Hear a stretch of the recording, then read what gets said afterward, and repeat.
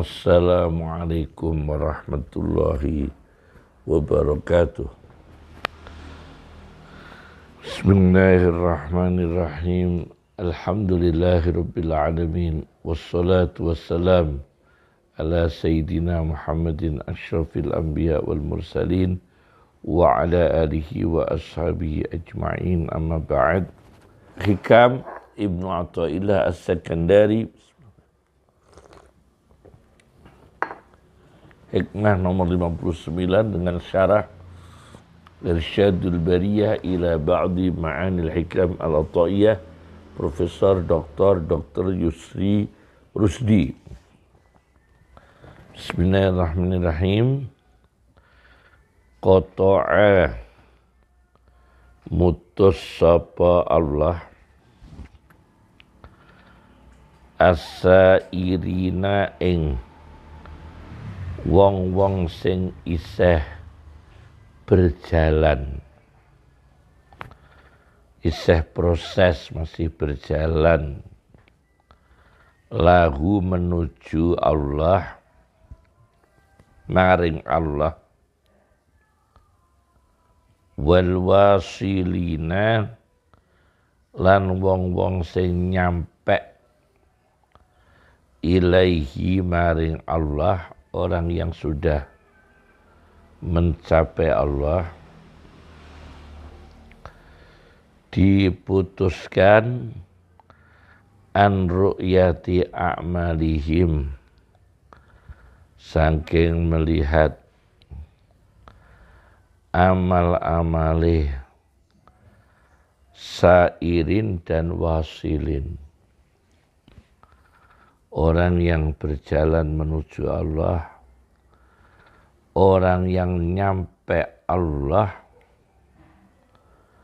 diputus an ru'yati a'malihim, saking melihat amal-amalnya, sairin wasilin, wa syuhudi ahwalihim, lan menyaksikan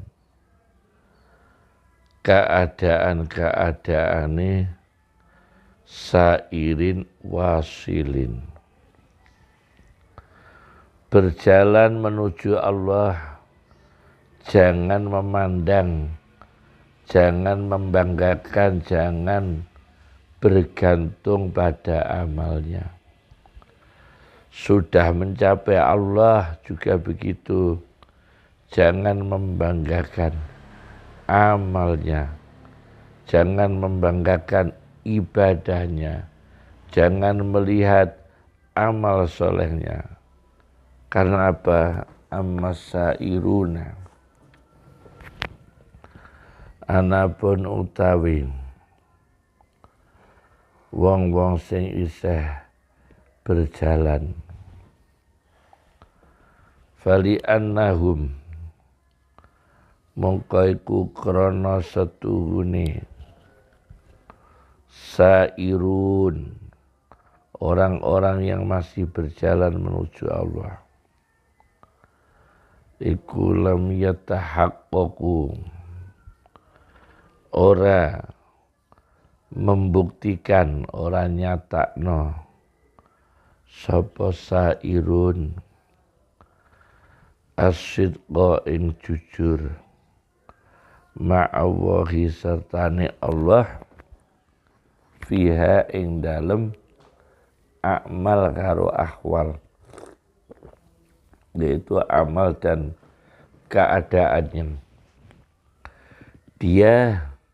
Mereka yang masih proses berjalan menuju Allah belum sepenuhnya sidqun, benar dalam amalnya, belum pasti murni niatnya, belum pasti sempurna ibadahnya, belum pasti sempurna syarat rukunnya. Karena masih berjalan, maka jangan bangga dengan amal kita. Wa ammal wasiluna lan ana pun tawi wong-wong sing nyampe Allah. Kalau sudah nyampe Allah gimana? Fali annahu mongko iku krana setuhune Allah iku ghayyaba gawe gaib sapa Allah kum ing wasilun orang yang nyampe Allah bisyuhudi kelawan melihat Allah anha sangking amal dan ahwal. Kalau sudah mencapai Allah ya. Kalau sudah mencapai Allah, maka tidak ada yang dilihat kecuali Allah. Sudah enggak terasa dia beramal, tidak merasa dia haji, tidak pamer hafal Qur'annya, tidak pamer kealimannya, karena sudah wusul ilallah. Tidak pamer, mereka ini tidak pamer. Saya alim kitab, itu orang yang masih proses ya. Kalau sudah betul-betul alim, wusul ilallah, tidak pernah berkata begitu. Yang berkata begitu, saya alim, aku iki ulama, ini orang-orang yang masih dasar ya, masih tingkat dasar keulamaannya. Di dalam ini, hikmah ini, Profesor Yusri Rusdi mengutip di kitab Irsyadul Bariyahnya halaman 197, fa aynama tuwallu fasamma wajhuh, Al-Baqarah ayat 115. Maka di mana kalian menghadapkan wajah kalian, maka di sanalah kiblat yang diridhoi Allah Subhanahu wa taala. Kemudian saya baca di dalam Syarhun wa Tahlil, Syarah Hikam Muhammad Said Ramadan Al-Buti, jilid 2 halaman 105. Halaman 105, beliau mengatakan begini. Ta'ammal fi sholatika allati tusalliha, angan-anganlah kamu di dalam sholatmu yang kamu tunaikan, wasawbika alladhi tuaddihi, dan puasamu yang kamu tunaikan, wasadaqatika allati tatasaddaqu biha, dan sedekah-sedekahmu yang kamu sedekahkan, wa manasiki hajjika, dan ibadah-ibadah hajimu, wa nasyatatika ad-da'awiyah, dan semangat-semangat dakwahmu, wa mu'allafatika, dan karya-karya ilmiahmu, wa muhadaratika, dan pidato-pidatomu al-islamiyah, yang semua agama, hal-hal yang sifatnya Islam. Akan tetapi semua itu tajidha jami'an mulawwasatan. Kalau kita angan-angan semua yang kita kerjakan tadi, mulai dari sholat sampai pidato, semua mulawwasatan, berlumuran birasyasil uyub, dengan percikan dari aib-aib, wal afati, dan penyakit-penyakit. Aibnya niat, aibnya sikap, aibnya berinteraksi, aibnya dalam emosi yang ditampakkan dalam bicara, dan sebagainya. Belum orientasi pidatonya, keduniawian, uang, bisyarah, dan sebagainya. Ini kita alami ini, angan-angan. Jadi tidak ada yang kita banggakan, tidak ada yang kita lebih-lebihkan dari amal kita. Oleh karena itu, kami akan berikan contoh beberapa kasus. Saya baca dalam kitab Al-Lu'lu' wal Marjan fi mattafaqu alaihi Shaykhan,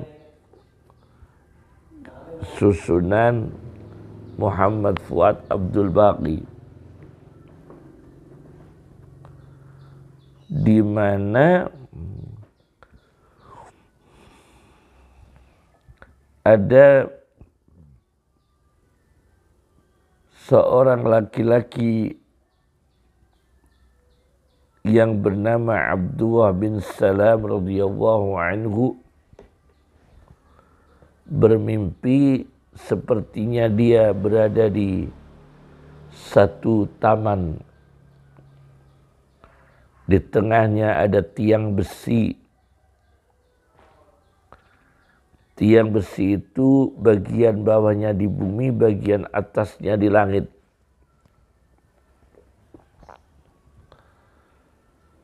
Di atasnya perkebunan itu ada tali. Maka dikatakan kepada yang mimpi, yakni Abdullah bin Salam, naiklah. Aku tidak mampu untuk naik.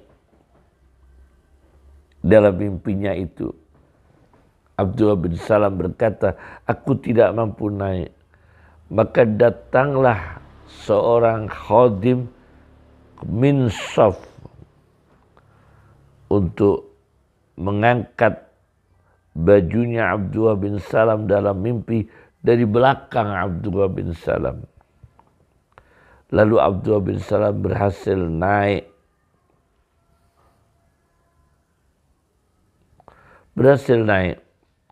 Sampai berhasil di bagian atas perkebunan itu, kebun itu. Maka aku pegang talinya. Nah, setelah Abdullah bin Salam megang tali dalam mimpi itu, dikatakan kepada Abdullah bin Salam dalam mimpi, istamsik, pegangilah. Lalu Abdullah bin Salam bangun dari tidurnya, menceritakan mimpi itu kepada Rasulullah SAW. Kata Rasulullah SAW, tilkar rawdah al-Islam. Taman itu, perkebunan itu Islam. Wadhalikal amud amudul Islam. Tiang yang ada di perkebunan itu tiang Islam. Watilkal urwatul wusqa.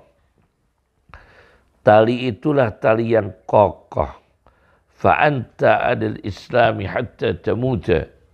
Maka saudara Abdullah bin Salam akan selalu di agama Islam sampai meninggal dunia. Nah, ini Abdullah bin Salam dalam catatan hidupnya itu tawadhu sekali. Takut kepada Allah. Padahal sudah dikatakan oleh Nabi, fa'anta alal Islam hatta tamuta. Saudara ini selalu Islam sampai akhir hayat. Berarti ada jaminan husnul khotimah. Kira-kira begitu. Matinya Islam. Tapi tidak mendorong Abdullah bin Salam untuk bangga dengan ibadahnya, bangga dengan amalnya, bangga dengan wirainya, bangga dengan zuhudnya, bangga dengan keulamaannya. Beliau tetap tawadhu. Karena apa? Tidak memandang dirinya. Ini contoh satu orang yang sudah jelas secara amal dan akhwal, amal dan perilakunya itu terjamin kualitas satunya, keselamatan akhiratnya, tapi tidak mengundang kesombongan. Ini wasilun, orang yang sudah mencapai Allah. Abdullah bin Salam. Kemudian khusus kedua, amal itu banyak uyub, aibnya, banyak afat cacatnya. Maka orang yang sairun, berjalan menuju Allah, levelnya sairun berjalan menuju Allah, amalnya masih banyak cacat, masih banyak aib, masih banyak penyakit. Seperti saya angkat dalam sebuah kitab Mu'jamus Sahabat karya Abdul Baqi bin Qani'. Diceritakan di sini di hadis nomor 520 jilid 5, Mu'jamus Sahabat jilid 5, halaman 1884.